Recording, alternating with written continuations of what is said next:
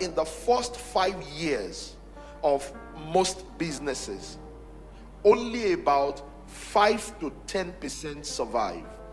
In other words, in the current climate, in the current business environment, about 90 to 95% of businesses that are started will fail.